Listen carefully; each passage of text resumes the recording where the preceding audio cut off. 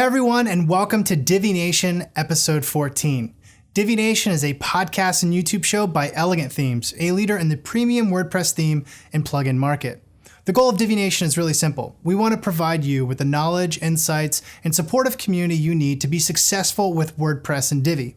I'm your host, Nathan B. Weller, and our topic for this episode is playing the long game, setting yourself up for long-term success by investing in yourself and your own dreams, your own business, instead of someone else's. To help me explore this topic, I was joined by Tammy Grant. Tammy is the owner and founder of sunflowerblogdesigns.com, a web design and development shop that specializes in Divi websites. They do custom work, pre-made packages, Divi child themes, and more.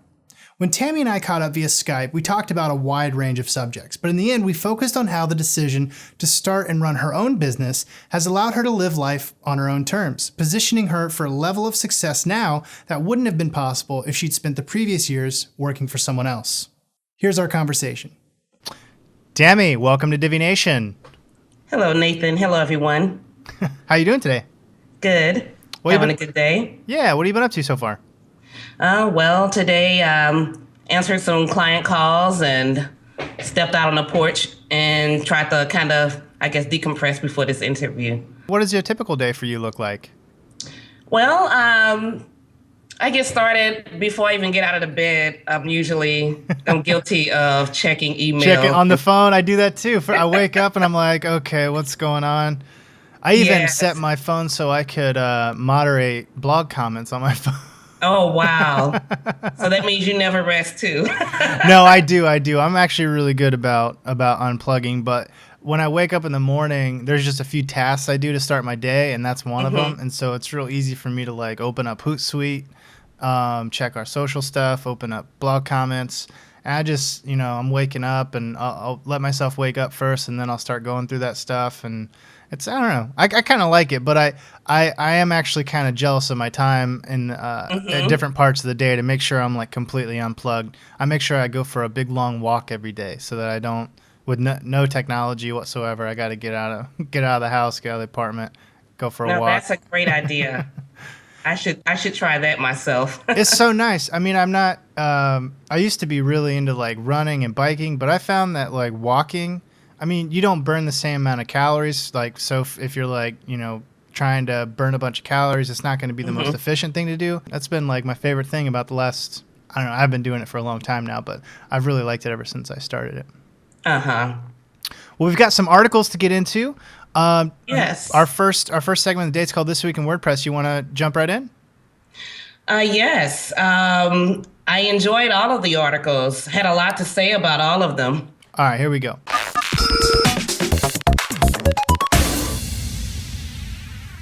This week in WordPress, 3 articles caught my eye. I sent them ahead of time to Tammy so that she could read them and we could talk about them. Article number 1, freelance work versus a salary job, the pros and cons. So this was an article written on Envato. It's actually business.tutsplus.com, but it's part of Envato Tuts. And I really like this article. I thought it had a lot of cool stuff to say. But Tammy, I'll let you go ahead and lead since you said you had some stuff you want to talk about. What did you think when you first read this article? Well, I thought it was basic information about the pros and cons. I think that we have entered a different time where we don't really, some of us don't have an option now, whether we get to choose, whether we get to work freelance or for salary. Yeah, I remember when I first started freelancing, I was taking some clients on, and one of the clients was like, he was just asking me general information about myself, and I think at the time I was like 22, 23, something like that. It's pretty young. And he was appalled. He's like, I can't believe you're consulting at this young age. And he's like, typically people go through like years of work and then they become a consultant, and this is so backwards to me. I was like, dude, you realize I don't have a choice in the matter. Like, I'm just trying to pay my bills like everybody else. Like, I'm a freelancer because there are no real jobs right now. This was actually shortly after this is probably 2009 or something like that. So I'm like, you realize that if you want this kind of work done right now, it's going to be freelance.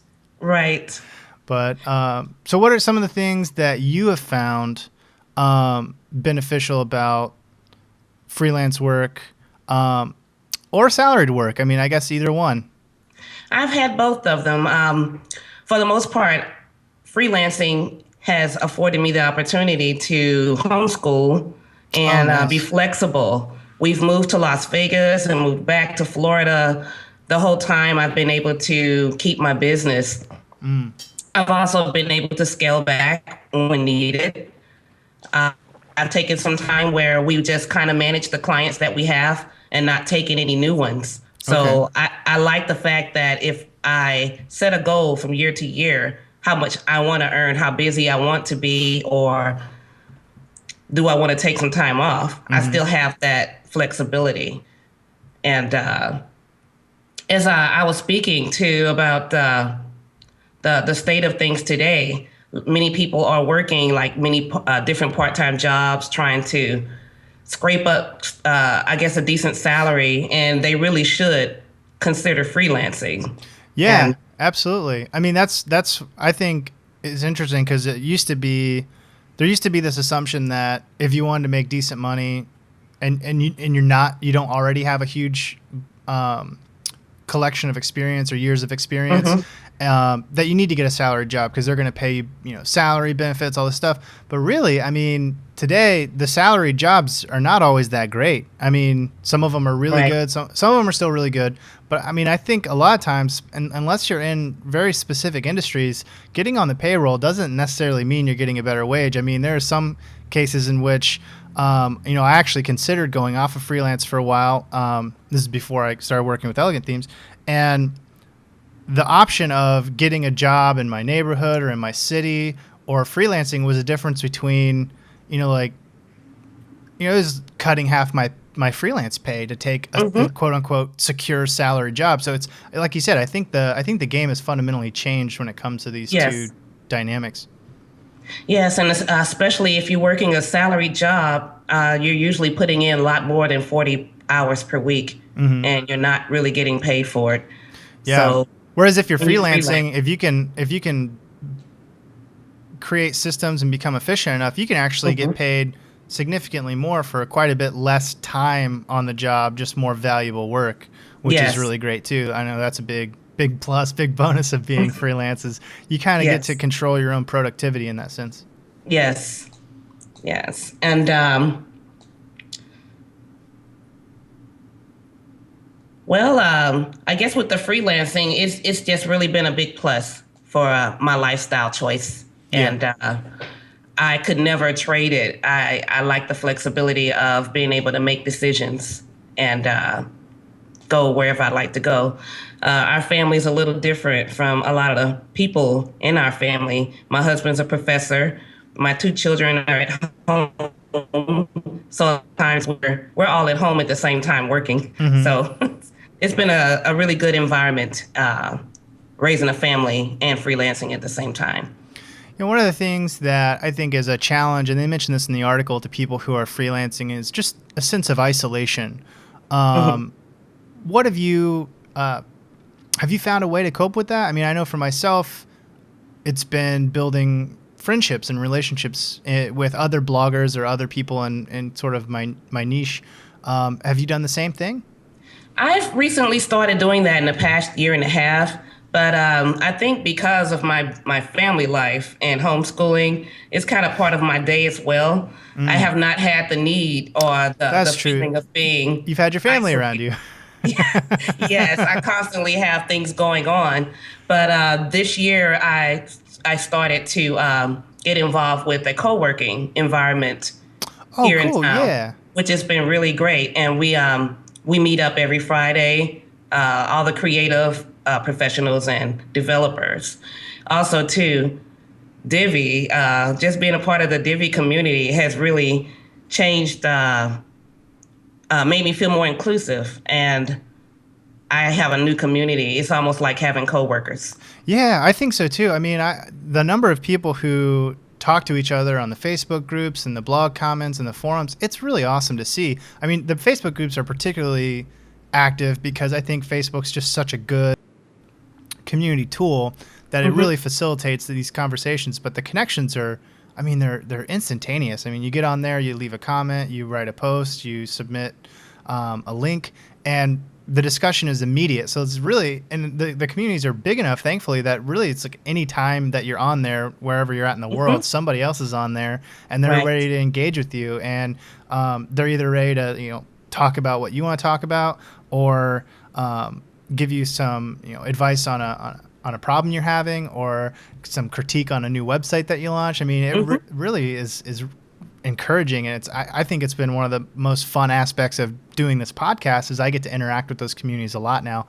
Yes. I'm hoping, in fact, that I can structure next season to have more time during the week to hang out in those communities, because now I'm spending so much time, writing and researching and doing the production work and editing that I have to hit these deadlines, and I'm really looking forward to maybe spending some more time in those communities, just like getting to know everybody.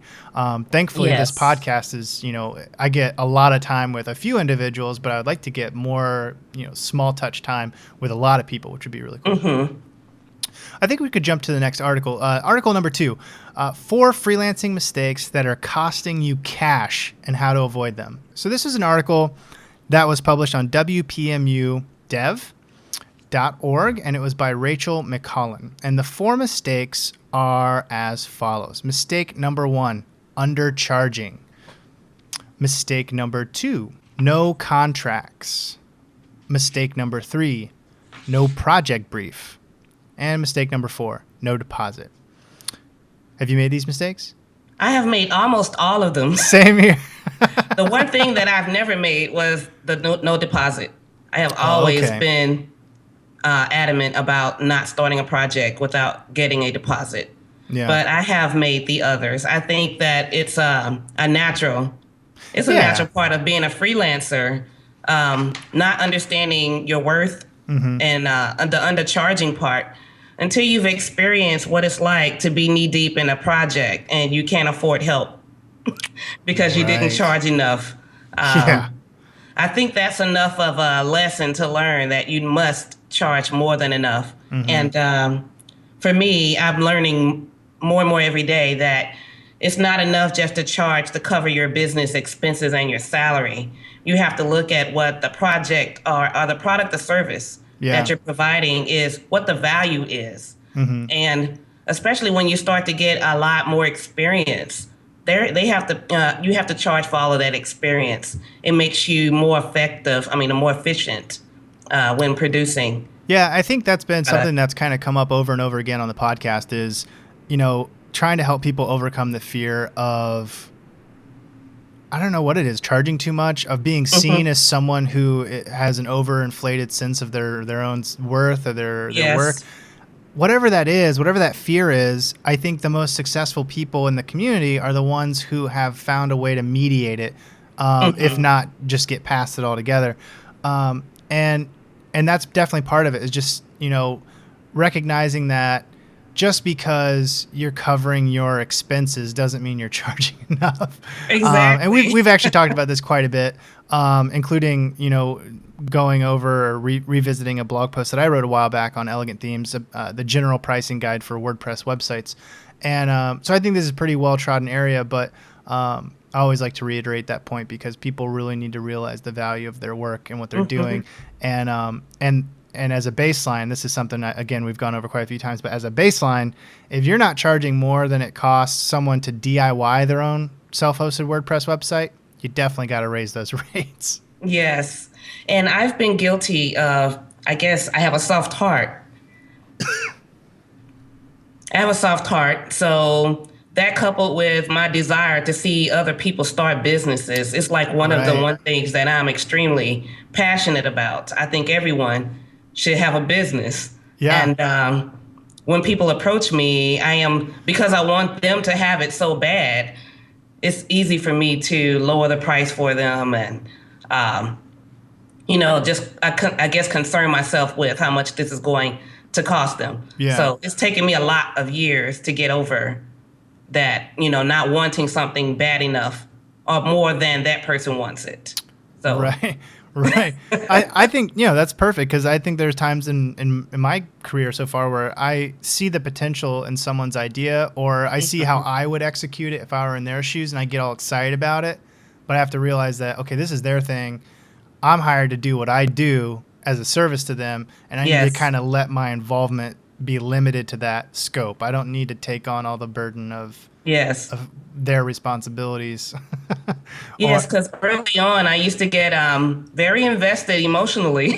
yeah. And I mean, I Yeah. think that's Forward. good, but you have to learn how to, like, rein yourself in for sure. Yes. In other words, you need to stay focused. Being able to center yourself back to your own business could only make it better for you to provide better services. Yeah. So I definitely had to rein that in. Absolutely. Let's jump to the third and final article. This is actually a podcast episode. We've featured a few of these so far in This Week in WordPress. This is from Rainmaker.fm, and this is a show called Hack the Entrepreneur. And the podcast host is John Naster. So this episode was called Why You Need to Start Before You're Ready. Did you get a chance to listen to this? I did. I enjoyed that. As a matter of Yeah. fact, I think I'll listen to more. Oh yeah, I think a lot of the Rainmaker stuff's pretty good. Without diving into all the details, like, because I want people to be able to listen to it if that's what they want to do. So I don't want to rehash every aspect of it, but just to riff on the theme, why you need to start before you're ready. Is that something that you found in your own experience was important to your success? Is just getting over the idea or getting over the inclination to have everything perfect or be an expert before you get started? Was that something that you needed to do or that you did? Always. I Yeah. mean, I feel like there's never a moment when I have to be thrusted into a situation that I don't feel ready for. I think if I would never be ready. Yeah. Some people would never be ready. So Yeah. sometimes you have to just jump in. I say with a guarded, you need to have some preparation, not like completely jump into the water, but at some point you have to pull the trigger on whatever the idea is and move forward. And a lot of times you work it out along the way. As a matter of fact, when I first started being interested in becoming an entrepreneur, I was told I was too young. I think the earliest age was about 18, and people have an idea in their mind of what an entrepreneur is. Someone is college educated, maybe an MBA, and like you mentioned before, having been at a large corporation for a while, learned from their peers. But I say anyone should start a business. I love to watch children start businesses. And since I've been homeschooling, I've been encouraging my daughters to start businesses. As a matter of fact, I just finished the website for a 15-year-old. Oh, So wow. What was that about? that really excites me. She makes jewelry, and I'm not sure how far she wants to go with this. I'm not even sure if this is her life's plan, but it could never hurt Well, to sure, start yeah. getting business experience at 15, So That's that's very awesome. exciting to me. Yeah, that's really cool. I think when I was a kid, I always thought it was so interesting that you could do something and make money. I was like, oh, that's cool. Like if I just do X, I get money. That's interesting. Wonder how I could manipulate that equation, that basic equation, and Yes. and if you catch the bug, it can be quite addicting. I think finding a way to do that that's also fulfilling for you on a number of other levels as you get older is also huge. And I'm sure we're going to talk a lot about that here in Yes. the main segment. So let's sign off for This Week in WordPress. Okay. So that is all for this edition of This Week in WordPress. If you're interested in reading the articles that we discussed, YouTube viewers can check the video description for links, and everyone else can find the show notes on our blog. Just go to the community category in the right-hand sidebar at elegantthemes.com/blog and check out the post for Divi Nation episode 14. Okay, the next segment of the show is where we get to know our guest hosts in a bit more detail and pick their brain on this episode's main topic. Our guest today is Tammy Grant, and our topic is playing the long game. We'll find out exactly what that means as we get into it. So let's get into it. Tammy, can you share a bit of your backstory with us? I got into web development because I've always been, first of all, interested in starting a business. I had the pleasure of working with two small businesses, and it really taught me a lot about how businesses were run. I really liked the lifestyles of the business owners, how flexible their lives were, and while they still earned a very good salary and they were still able to take long lunches. Mm-hmm. Basically, they could do whatever they wanted, and Yeah. that was something that I wanted. So fast forward to getting married and having a child. Now was thrusted with deciding whether I wanted to have a career or if I wanted to stay home. I decided that now was the time to pursue business ownership because So this would was fulfill that? both desires.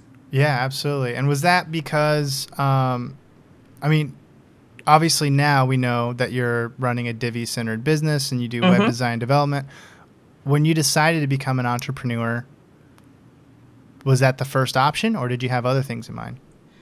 I didn't know what to do at that point. I just know that I needed to do something.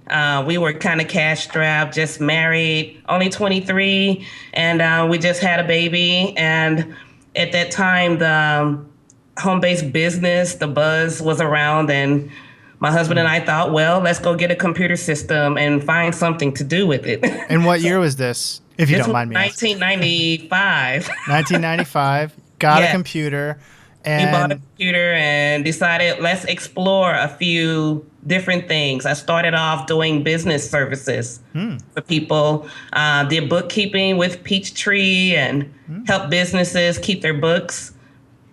And I'm trying to remember the origins of when I found web development being interesting. Once I did, that was about 1996.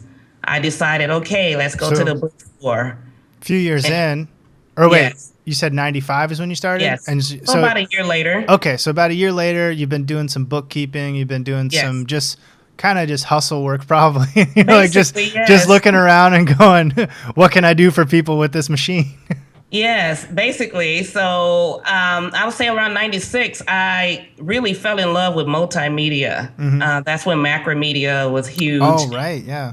Oh my goodness, I that mean, was that so was a little before exciting. my time on getting into that stuff, but I remember those software suites.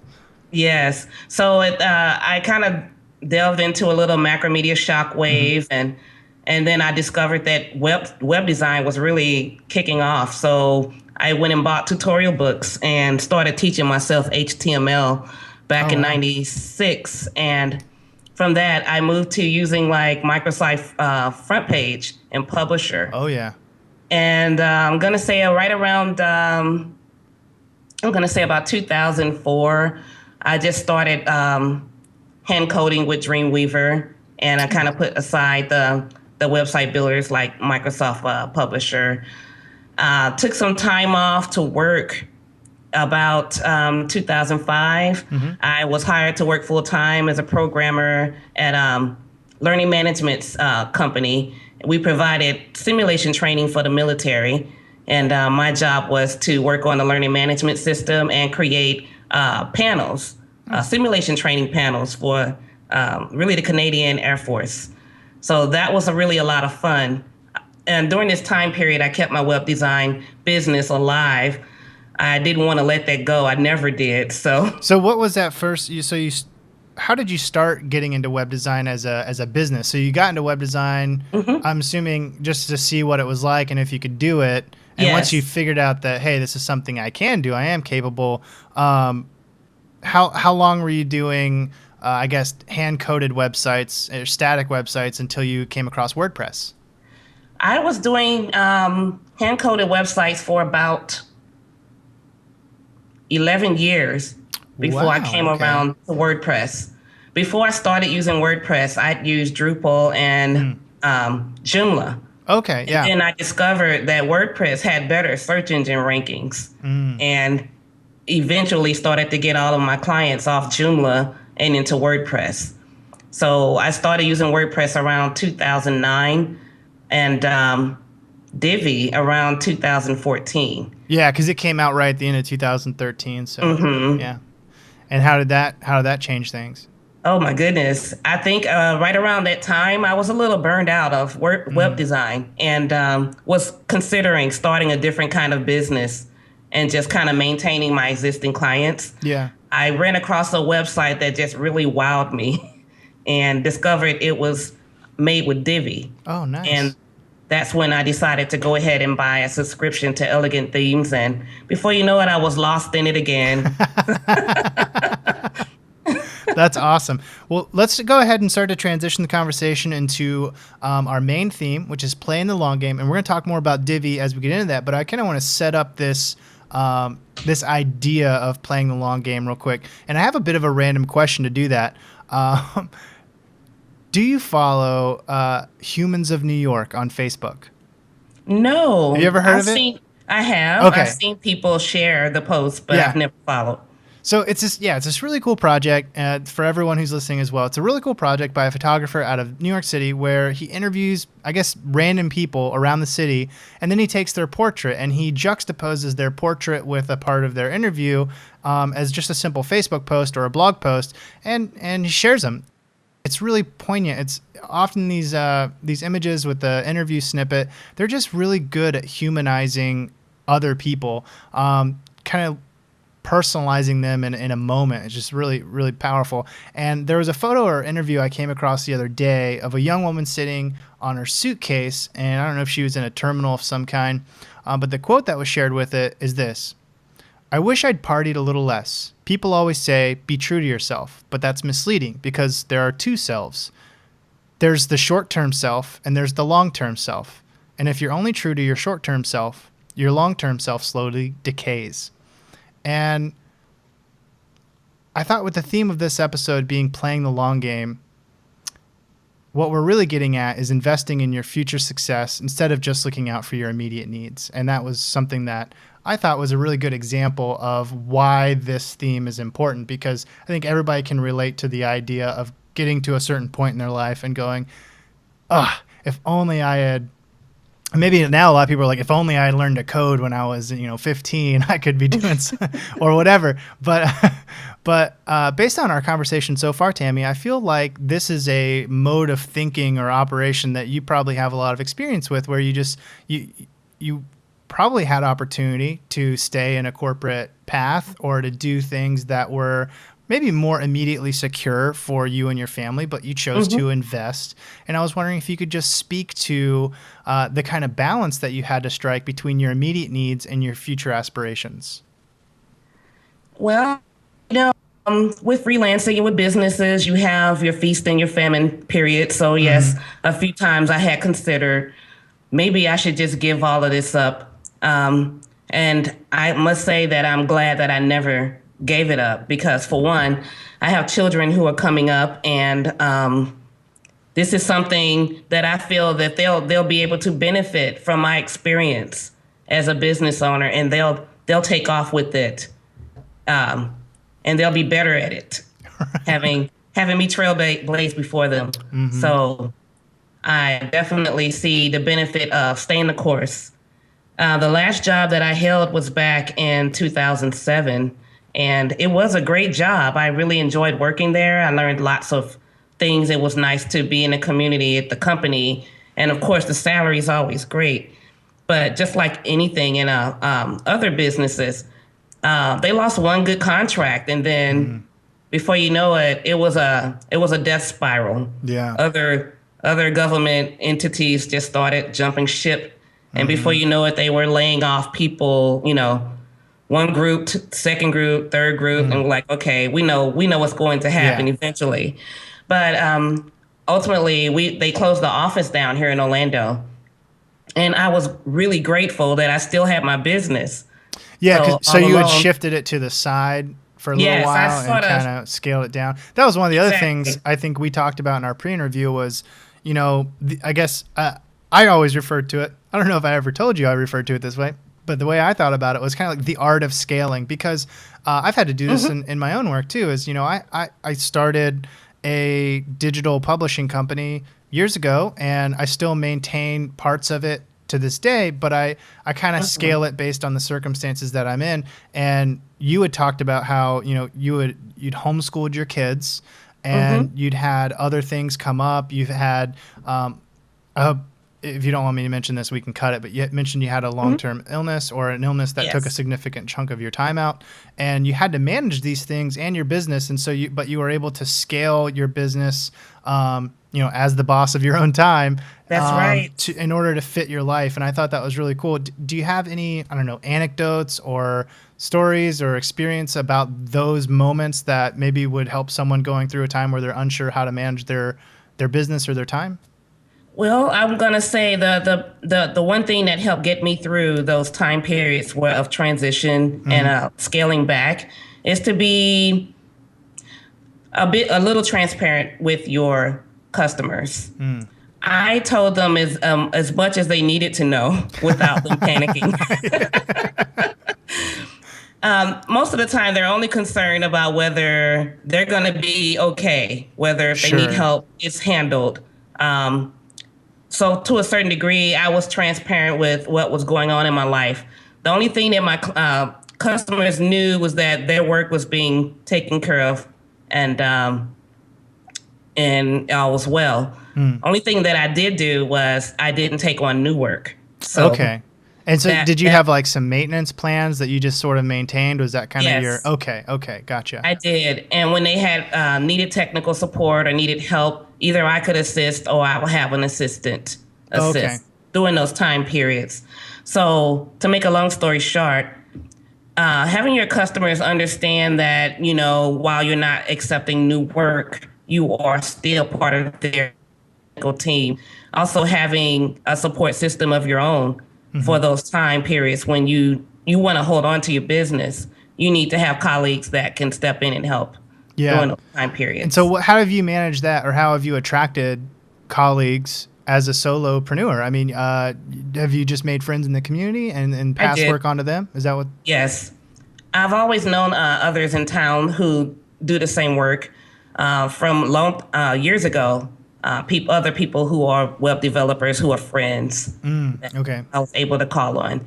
And now with Divi, we're making new connections with people who share the same interest in a more deeper area. By using Divi. Not just web developers, not just WordPress users, but all of the above, plus specific theme user and plugin users as well. So it's a lot in common. Yes, I'm finding myself more attracted to working with others who use Divi as opposed to others who just use WordPress. So that has really changed the game of who would be a part of a development team or projects.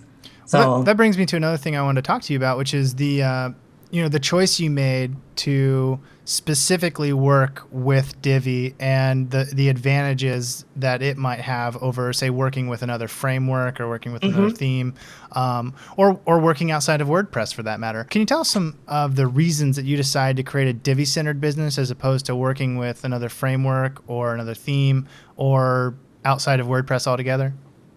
I found the Divi page builder being the easiest way to sell a website to a person who has been a little concerned or scared of getting a website. Some people want to be able to make their own simple changes. They don't want to be charged a maintenance fee for changing some content in a website. In the past, it's still been kind of difficult. If a person is using WordPress for a website, changing some text on a homepage may still be kind of challenging because of the div tabs and different things like that. It's not a regular blog post page. So a lot of times clients have run away from the ease of using WordPress. They don't think it's that easy, Right. Because they don't know how hard it is to use something else, probably. Yes, exactly. I think that the page builder layout with Divi has really made things so much easier for my clients to go in and just change the text module. Most of the time, that's all we want to change. Yeah. So, and with Divi 2.5, you can really now like control what modules they even have access to change. So there's really no fear of them getting into somewhere where they don't know what they're doing, which is really cool. So it's easier to sell. That's a great one. Yes. How has it affected your productivity? How many websites you're able to manage and build at a time? Yes, it has. Now, instead of working on one good project per month, I can work on Um, Goodness, I think I can, even by myself, I can manage about 6 different websites a month using Divi. So, Being able is there a to, difference between manage and create in this instance? Are you talking? Are you kind of lumping those together? Like, are you I creating am 6 new lumping those websites, together. or are you managing them with like maintenance? What do you? I just want to be I'm clear. sorry. I meant creating. Oh wow, so I that's actually create. quite a bit. So you can Yes, create 6 websites in a given month yes, using yes. Divi. Wow, that's impressive. Being able to save the library Yeah. features in the library really makes a difference. And being able to catalog those things and keeping a really good file system on your computer of different tool sets so that you'll know how to just go grab all the different tools you need in order to create the uh, the features you want on a website really makes a huge difference. Oh yeah, absolutely. And we already mentioned the Divi community and how big a difference that's already making, and the ways in which you can just instantly get feedback and help and support. Let's see.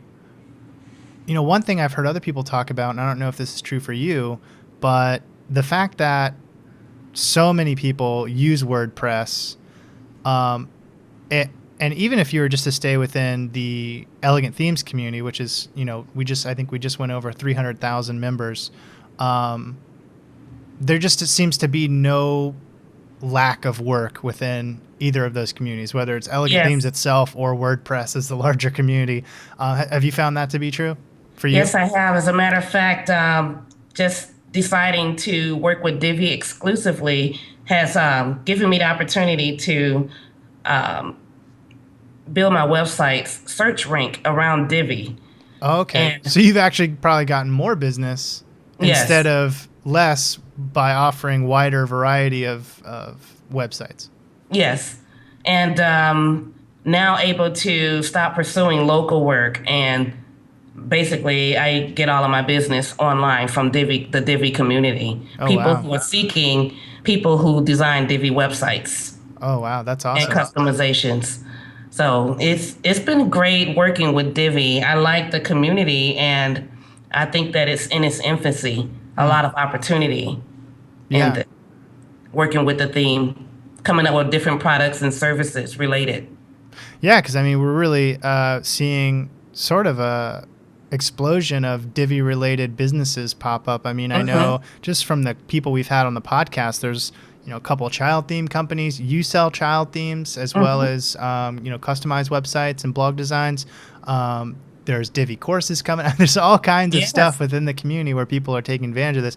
And like I said, there just doesn't seem to be a shortage of interest in any one direction. Like nobody's losing out by clumping Right. together and doing Divi stuff and even promoting other Divi businesses. There's, Hmm. it's not like there seems to be a shortage. So here's my question, and this we're not short on time or anything. You don't need to rush, but if it ends Okay. up being our parting thought, that's cool too. Because one thing that I want to make sure we give people with this interview is some guidance on how they can start to invest in themselves, and if they're interested in investing in themselves by getting more plugged into to Divi community. Hmm. I guess I'm just wondering, what are some beneficial ways in which someone who wants to do that can start to begin to interact with the Divi community in a way that invests in their own long-term success? I'm gonna say you need to jump in. Just start. I guess buy the Divi theme and start using it. I think the best way you're gonna know how what questions to ask is to find a look Make a to a lot of website. mistakes. Yes, you're really just gonna have to get in and get your hands dirty. I'm gonna say one of the best ways to see what you can do with Divi is to find a non-Divi website and attempt to rebuild it in Divi. And along the way, you're going to have tons of questions. This is how you'll end up interacting with Divi community. And of course, the more you learn, the more you'll be able to give to the Divi community in a way of helping someone else who is just starting out on that journey. Yeah. Yeah. So that's great. I actually really like that idea of finding a website that's not Divi related or that's not built with Divi and trying to recreate it, because I think some people are worried that if they start using Divi, all their websites are going to look like Divi. Which to be fair, if you keep everything more or less standard, more or less as it comes, then yeah, there's a Divi look, and that's totally fine. However, I think that exercise is a really good exercise. Find something that's completely unrelated to Divi, maybe not even built with WordPress, I don't know, and just try to recreate it, because there are ways that you can do that. Hopefully if you're brand new, you won't find that too daunting, but it's going to be a challenge either way.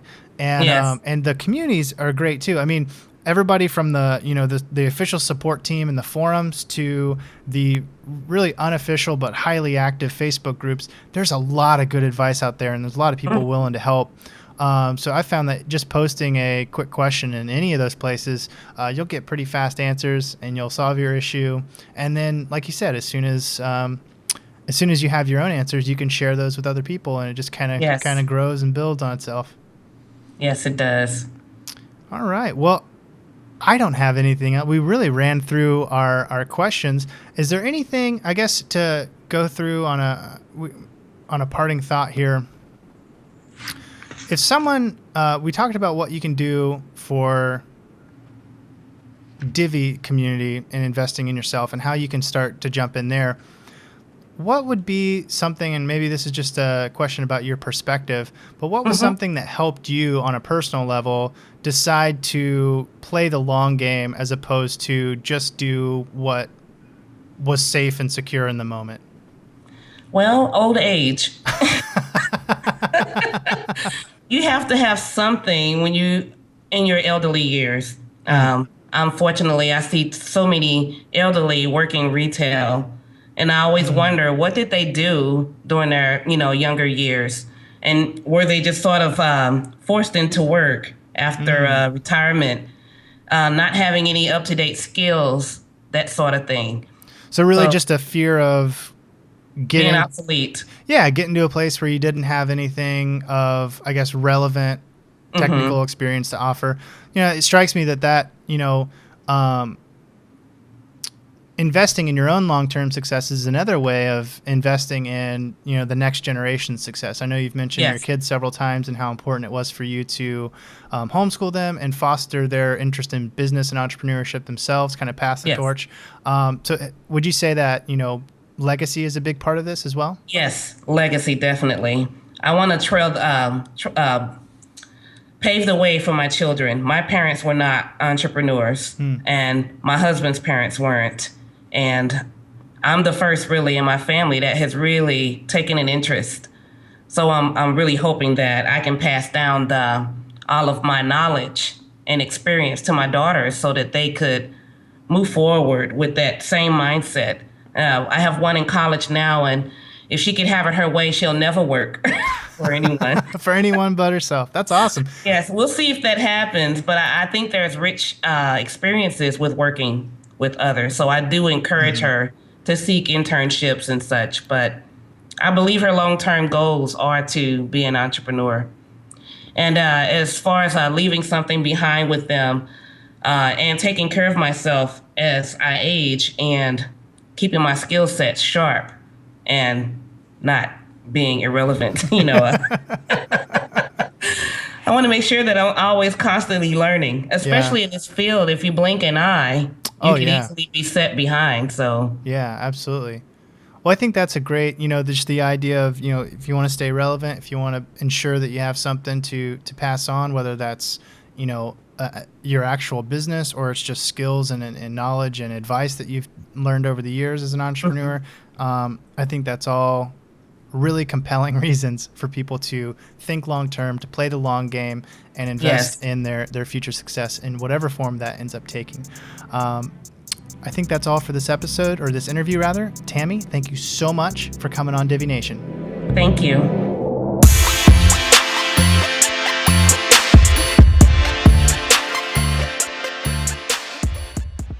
As always, I'd just like to extend one more big thank you to Tammy for coming on the show. I'm always inspired by the stories our guests share because no matter where they come from or what they've had to go through to get where they are today, they've all gained a lot of wisdom and perspective from their experiences. And I can't help but feel lucky to be able to share that with the whole community. Speaking of cool things to share with the community, we've got one more segment left in today's show. It's another installment of Divi Quick Tip. This time around, I'll be showing you how to reset animations after you scroll past them on a page so that when you scroll back up, they're triggered again. If you're not sure what I mean by that, it's probably best to just watch the example I've prepared. Check it out. In this Divi Quick Tip, I'm going to show you how to trigger page element animations on both the up and down scrolls, whereas by default, they only trigger on the down scroll. Why would you want to do this? Well, I don't know exactly. Probably because animations are cool, and this is basically getting twice the amount of animations. The important thing is that this was a Divi Quick Tip request that I received via YouTube comment by commenter Ask for More, whose name is pretty apt. So hey, Ask for More, this one's for you. Just to make sure everyone knows what I'm talking about when I say we're going to be making the page element animations trigger on the up and down scroll, here's an example of our end result. I'm going to refresh this About page, and you'll see that all the elements that animate, they animate as they come into view on the down scroll. Now, typically, this would only happen on the down scroll, and when we would go back up, there would be no animations because they would stay set in the final position. However, we're going to use a jQuery script to trigger the animations as they come into view, regardless of whether it's on the up or down scroll, so that when you scroll back up, like I'm getting ready to do, you'll see all those animations over again.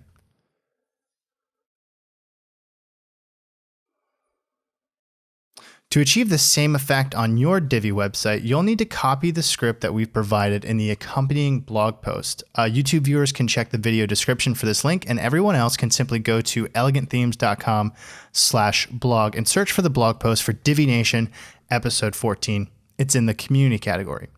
Once you've copied the script, navigate to your WP admin and go to Divi, Theme Options, Integrations.